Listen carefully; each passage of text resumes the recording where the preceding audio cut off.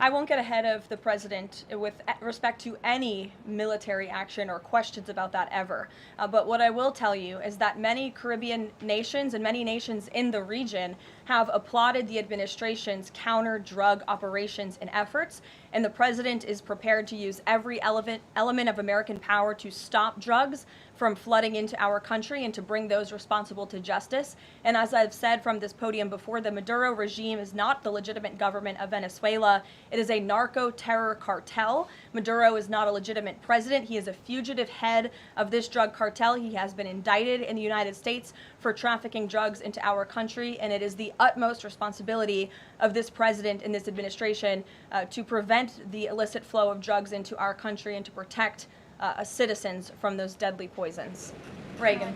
Thanks, Caroline. I have two questions for you. Sure. Democrats, including former White House Press Secretary Jen Psaki and Minneapolis Mayor Jacob Frey, attacked prayer and pushed gun control in the aftermath of yesterday's shooting.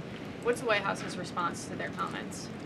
Yes, I saw the comments of my predecessor, Ms. Psaki, and frankly, I think they're incredibly insensitive and disrespectful to the tens of millions of Americans of faith across this country who believe in the power of prayer, who believe that prayer works, and who believe that in a time of mourning like this, when beautiful young children were killed while praying in a church, it's utterly disrespectful to deride the power of prayer in this country, and it's disrespectful to the millions of Americans of faith.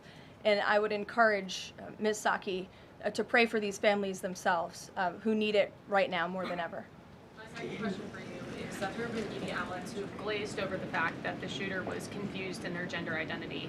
Does the administration believe that this element needs to be investigated in the shooting? All of the elements are being investigated in the shooting, absolutely.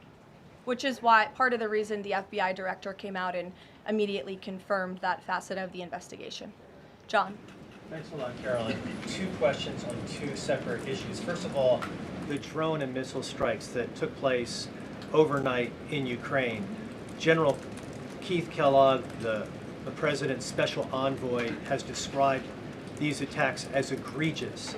Do you agree with that description, and do you view President Putin as an impediment to getting peace between these two countries? Well, it's not about if I agree, it's about what the president thinks, and I know what the president thinks because I talked to him about this. He was not happy about this news, but he was also not surprised.